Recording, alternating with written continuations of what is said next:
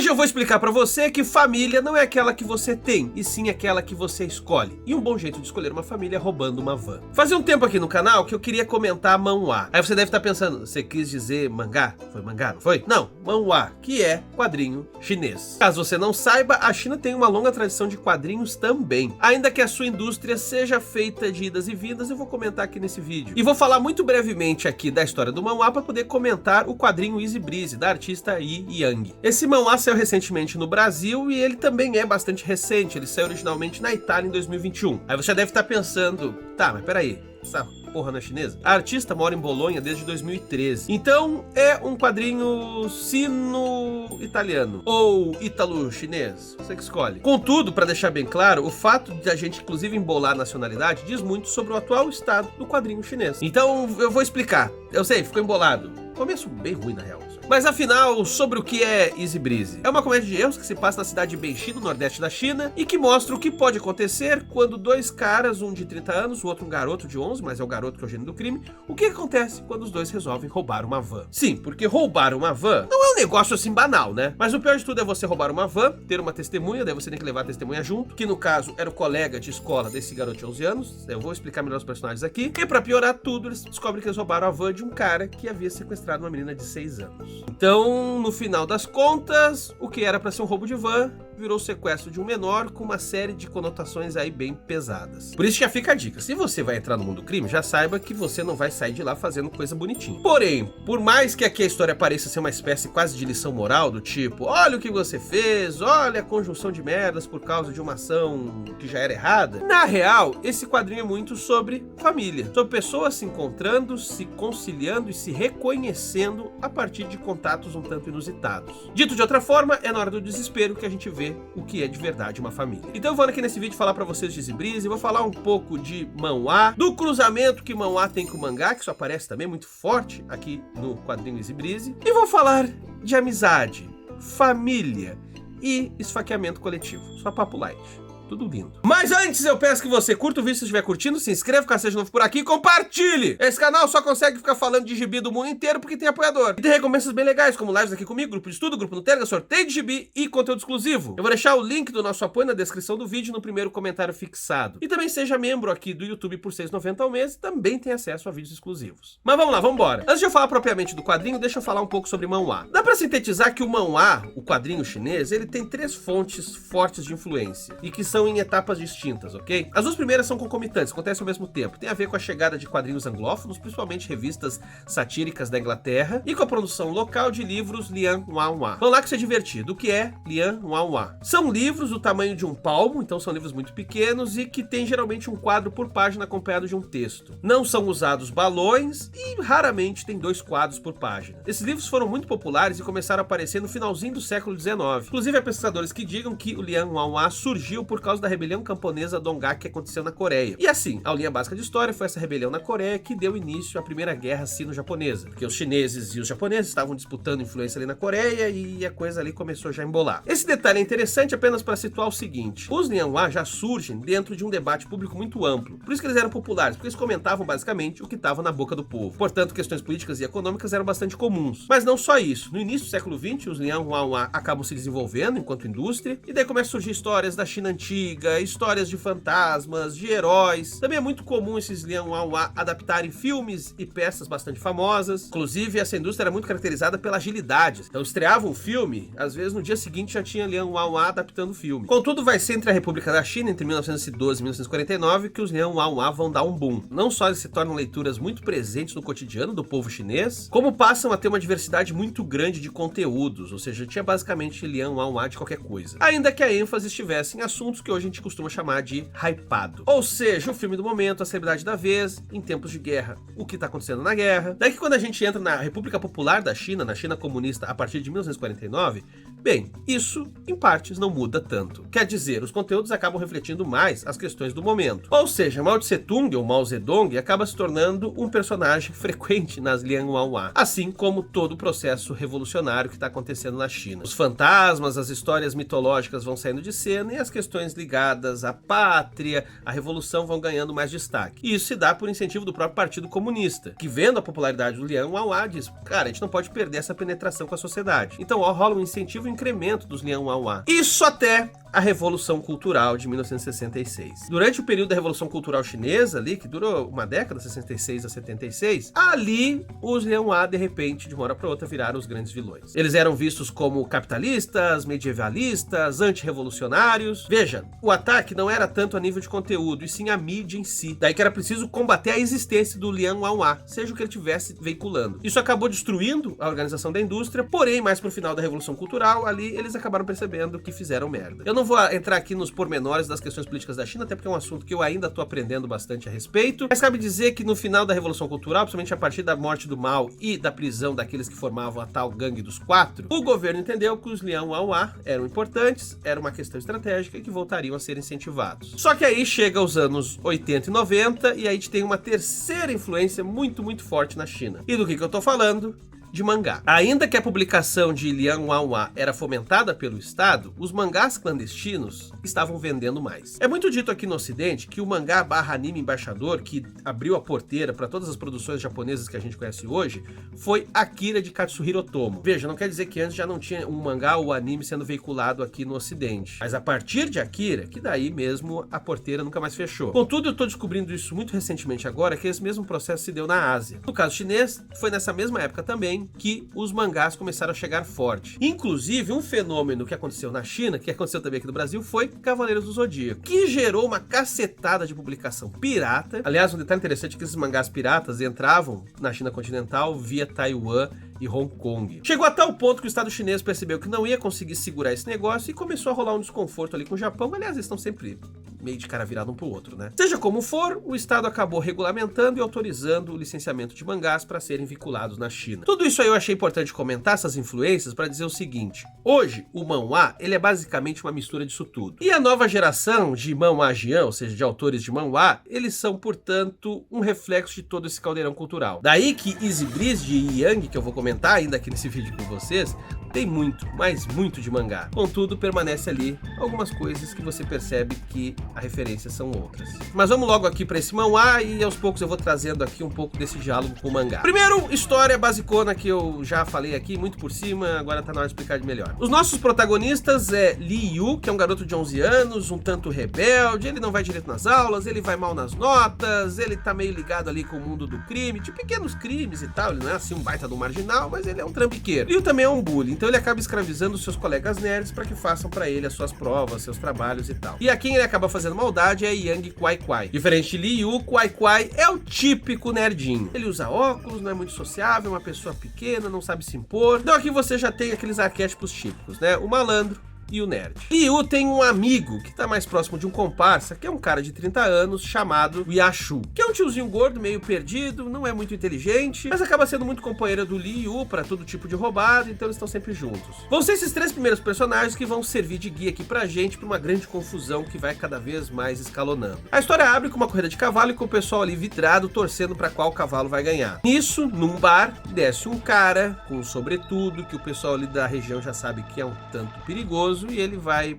usar o telefone. Esse é Francal, o cara mais barra pisada da região, e no primeiro momento a gente não entende, mas já dando aqui alguns spoilers, a gente vai perceber que ele tá cobrando um resgate. Mas vamos lá, vamos seguir o raciocínio. Ele chegou ali naquele bar, ele desceu da van, ele foi usar o telefone. Nisso, lá de fora, estava Li Yu e o tio, o Ashu, eu vou chamar só de tio a partir de agora. Li Yu e o tio disseram: vamos pegar essa van? A gente tá sem grana, a gente tá ferrado, tem uma van aqui dando sopa, inclusive tá com a chave ali na ignição, vambora. Só que no momento que eles estão roubando a van, o Liu percebe que o seu coleguinha nerd, o Kwai Kwai, tá ali por perto, vendo tudo acontecer. A cena deixa engraçado, o Kwai Kwai tadinho, tá sentadinho, comendo ali e tal, na dele, mas, tipo, ele tá vendo tudo. Ou talvez nem esteja vendo, ou só tá fingindo que não viu, enfim, ele não quer se meter com esse negócio. O que é a pior coisa que pode acontecer, porque daí mesmo que ele se mete. O Liu fica putaço, eles começam a brigar ali na rua, o Liu quer levar o Kwai Kwai junto, porque você viu isso, você vai vir aqui comigo, porque depois a gente vai ver o que a gente faz. Todo aquele ódio pré-adolescente aflora, eles batem um no outro, se degladiam. Nisso o cara barra pesada lá dentro vê que estão roubando a van, o tio fala vamos, vamos, vamos. E aí começa aquela correria de arrastar o Kwai Kwai que quer sair, mas o Liu puxa e o tio quer acelerar e o cara barra pesada tá vindo e eles vão. Consegue, vão em frente,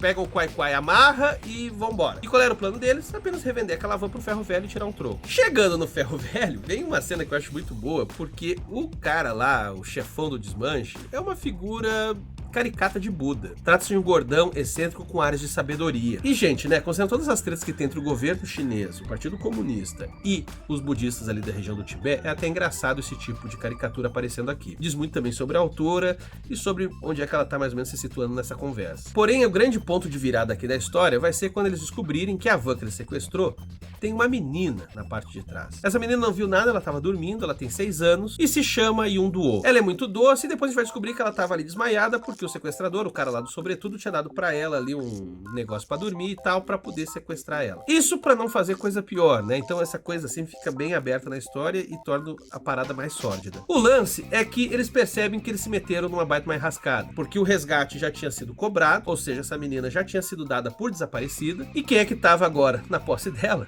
Eles. Tipo, eles não poderiam simplesmente pegar a van e devolver a menina, porque agora, do jeito que as coisas estavam, eles iam ser considerados os sequestradores dela. O que de fato eles eram naquele momento, porque eles que estavam com a posse dela. Então a coisa chega num ponto assim que é aquele não sei se eu vou ou se fico. Vamos levar de volta a menina pra casa, porque, pô, a gente rouba a van, a gente não sequestra a criança. Mas também, por outro lado, se a gente levar, daí sim que a gente vai ser preso. Então vamos ficar com ela, mas se a gente ficar com ela aí mesmo que a gente é sequestrador, o que a gente faz, pô? E aí tem um momento que eu acho que, de novo, dá a virada aqui da história, que é esse Buda aí do desmanche dizendo: me dê a grana e eu fico com ela. Basicamente, ele oferece comprar a menina e ele resolver a situação. O que também tem uma conotação sombria. Como assim resolver? Contudo, Kwai Kwai acaba ficando assustado com essa situação, ele abraça a menina e Liu, esse sim, se coloca de maneira bastante transigente, dizendo: não vou entregar ela. Essa figura escrota aí, essa figura bizarra aí, eu não vou entregar uma criança na mão desse cara, não. Ao que tudo indica, isso tem um componente complexo ali pro personagem. Porque, em partes, tem a ver com rixa, ou seja, ele acha que ele consegue resolver as coisas, ele não gosta desses chefões aí do crime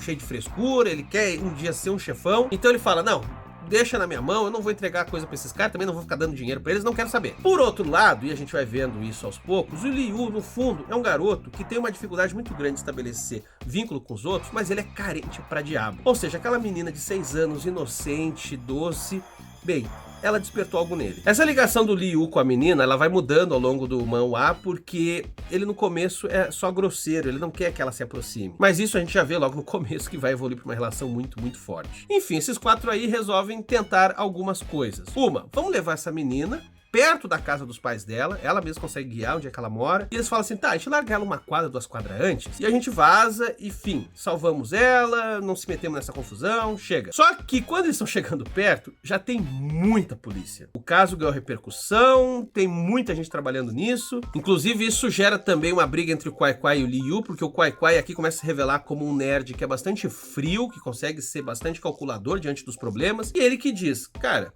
levar a menina vai ser problema, não vamos entregar ela. O Liu fala: cara, que isso? O cara quer virar sequestrador? E o Kwai Kwai responde: não, não é isso, é que não dá pra entregar ela, a gente não vai conseguir. Daí que vai ser a ideia do Kwai Kwai de levar ela pro outro lugar. Só pra contextualizar, a menina foi sequestrada com a promessa de que ia ser levada pra visitar a avó. Esse cara lá do sobretudo sequestrou a menina, falou pra ela assim: ah, eu sou amigo do teu pai e eu tô aqui pra te levar até a vovó. E ela, tadinha, caiu nessa. Então o Kwai Kwai diz: cara, vamos levar ela pra avó. Lá não vai ter um monte de polícia, provavelmente. Essa jornada deles, que é basicamente um road movie, porque a avó mora distante, faz com que os personagens acabem se aproximando. A gente fica sabendo que o Kwai Kwai tem uma saudade imensa da mãe dele, ela era muito carinhosa, ela cuidava dele e um dia ela partiu. Não fica bem claro as circunstâncias, mas hoje ele não tem mais a companhia da mãe. E isso dói profundamente nele, inclusive tem um momento da história em que a menina começa a cantar uma canção que ele reconhece como a canção que a mãe dele cantava pra ele também. E não é porque os dois têm algum laço que eles não sabiam, é simplesmente uma canção comum. Já o Liu, que é sempre esse bully, pelo contato ali forçado, tanto com o Kwai Kwai quanto com a menina, vai cada vez mais amolecendo. Aquele vínculo de confiança que antes ele parecia ter só com o Yashu, com o tio, agora ele vai estendendo para aquele grupo. Então é muito bacana a gente ver ali a formação de um núcleo ali de 4 pessoas com relações que vão cada vez mais se estreitando. Aqui você já saca, basicamente é uma história sobre o surgimento de uma família. Só que sabe muito bem que do ponto de vista narrativo e dramático, uma família para poder se formar, ela precisa de um antagonista. E quem ele é? Bom,